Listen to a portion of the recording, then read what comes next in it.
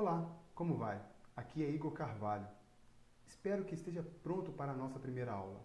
A partir daqui, vamos falar muito sobre descargas atmosféricas e nada melhor do que entender um pouquinho mais sobre esse assunto.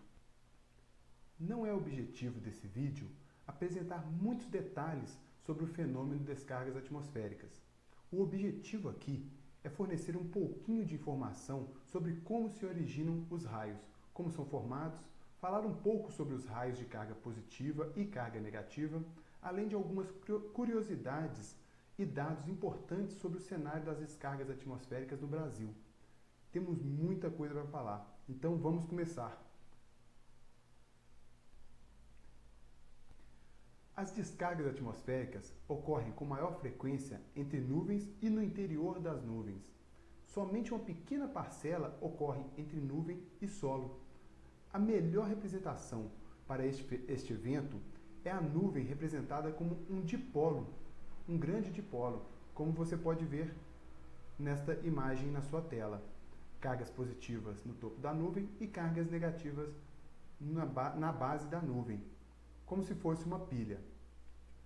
Uma nuvem carregada pode chegar a uma altura de aproximadamente 12 km do nível do solo, variando sua extensão em alguns quilômetros quadrados, possuindo um formato típico de uma bigorna.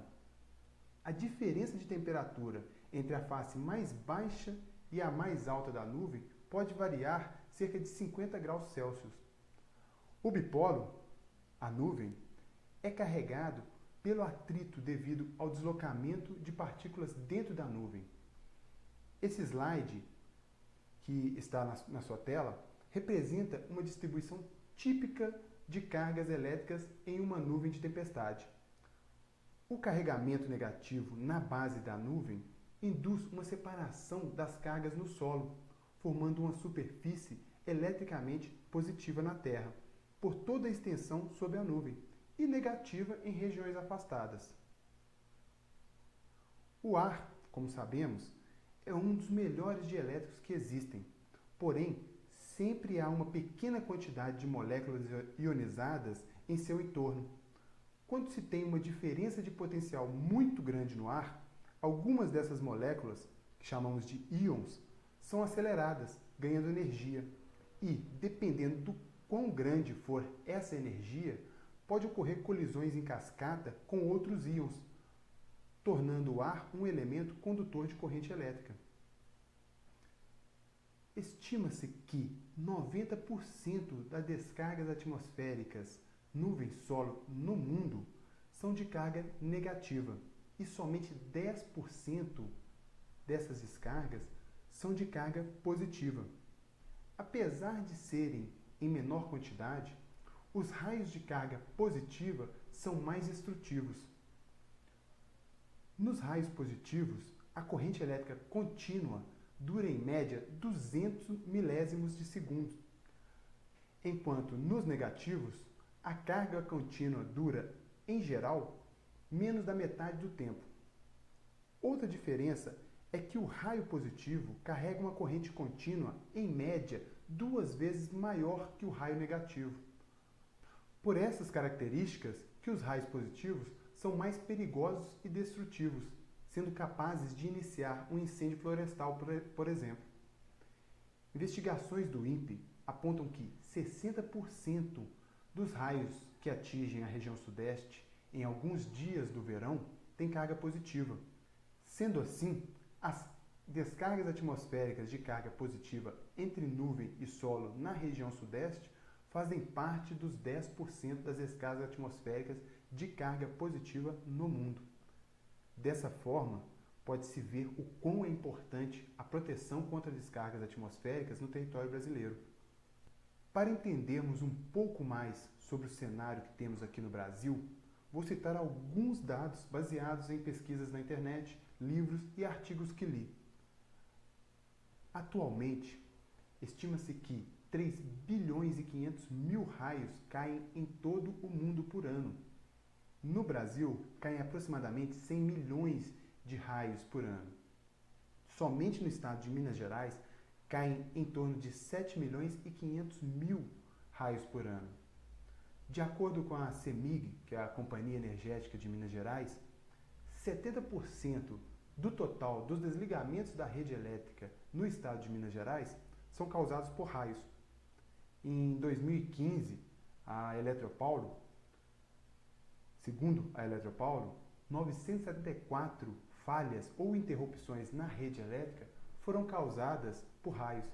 Mais de 100 brasileiros morrem por ano vítimas de raio, tanto positivo quanto negativo. Em observação aos números citados, é possível entender a importância de um projeto de SPDA feito de forma correta e com observância às normas vigentes. Agora, vamos falar um pouco sobre a formação das descargas atmosféricas.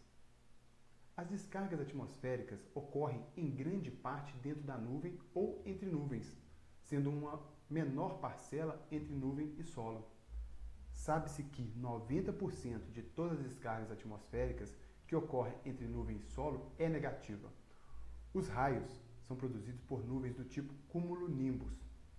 A carga elétrica negativa na base da nuvem induz uma separação de carga no solo, formando uma superfície eletricamente positiva na Terra, por toda a extensão sob a nuvem, e negativa em regiões afastadas, como você pode observar na figura ao lado.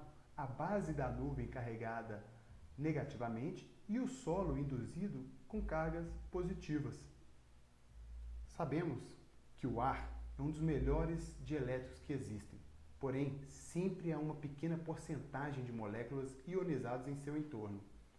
Quando se tem uma diferença de potencial muito grande no ar, e dependendo do quão for expressiva essa diferença de potencial, pode ocorrer uma colisão em cascata entre esses íons, tornando o ar um condutor de corrente elétrica. A primeira etapa em um relâmpago nuvem-solo é chamada de líder escalonado, como você pode observar na figura ao lado. Essa pequena faísca que começa da base da nuvem em sentido ao solo. O líder escalonado se move em direção ao solo com uma velocidade de 100 km por segundo, transportando uma corrente média de aproximadamente 1 kA.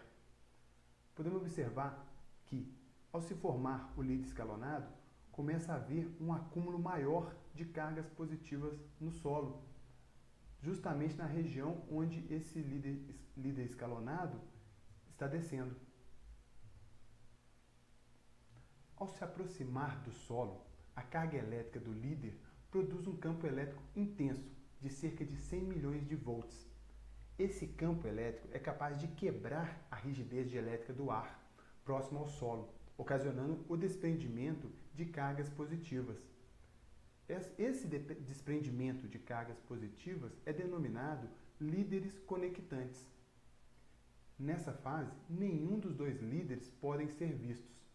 O relâmpago só pode ser visto na fase final, justamente quando os líderes se encontram formando o clarão e tendo o relâmpago. Somente quando os líderes se encontram é que pode ser visto o relâmpago. O que vemos então é a descarga de retorno. Os raios que enxergamos, portanto, saem da Terra para o céu e não ao contrário.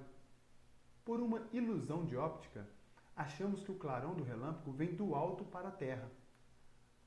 Uma curiosidade aqui é por que alguns raios são positivos e outros negativos. Até o momento, nós vimos a formação de um raio com carga negativa, saindo da base da nuvem de encontro ao solo induzido com carga positiva. Os raios positivos duram cerca de 200 milésimos de segundos e nos negativos menos da metade do tempo. Raio negativo carrega uma corrente contínua em média de 1 kA, enquanto o raio positivo carrega o dobro. Por isso, os raios positivos são mais destrutivos do que os raios negativos. Como é possível haver descargas de raios positivos? Vimos no início que a nuvem tem um formato de uma bigorna, tendo suas cargas positivas no topo da nuvem e cargas negativas na base da nuvem. E nos slides anteriores nós vimos o processo de uma descarga elétrica de carga negativa. As descargas atmosféricas de carga positiva ocorrem da mesma forma, só por um pequeno detalhe de diferença.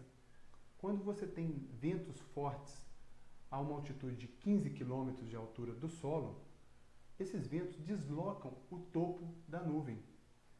Como o solo nas áreas afastadas está carregado, induzido com carga negativa, pode haver a descarga atmosférica do topo da nuvem em direção ao solo.